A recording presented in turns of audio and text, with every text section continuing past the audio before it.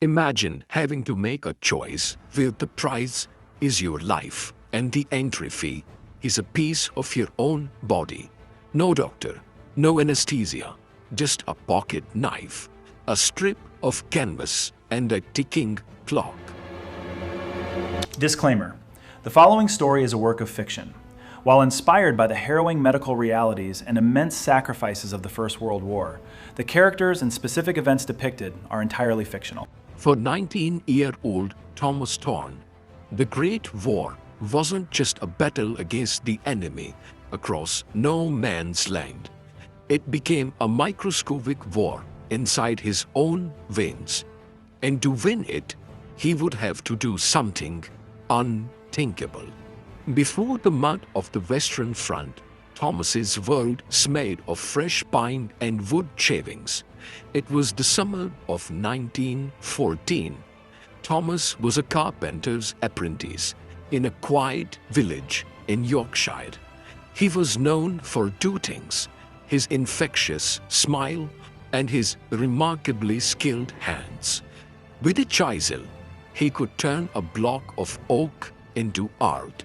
His hands were his livelihood, his pride, and his future. But when the drums of war began to beat across Europe, the posters promised glory by Christmas.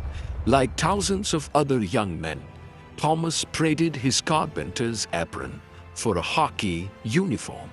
He thought he was embarking on a grand adventure. He had no idea he was marching straight into hell.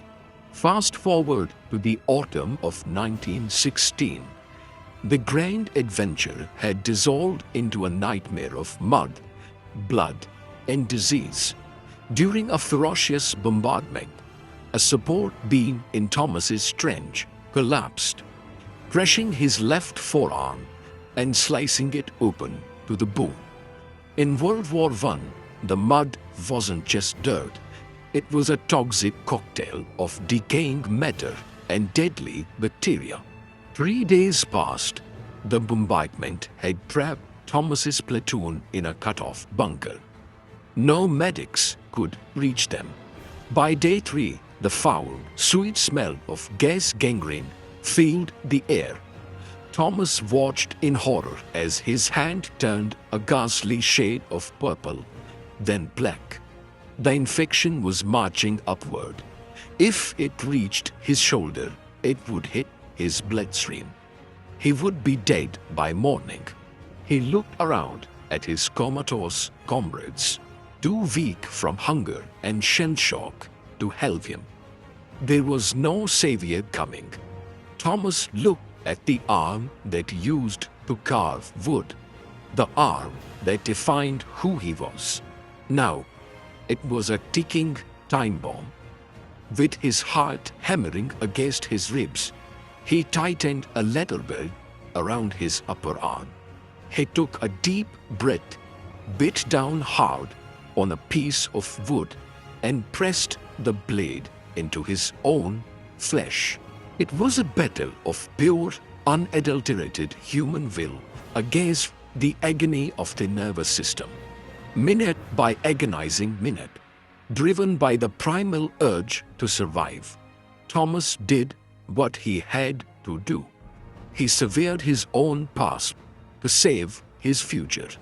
When the stretcher bearers finally breached the bunker 2 days later, they found Thomas unconscious but alive. The tourniquet had hanged. The infection had stopped.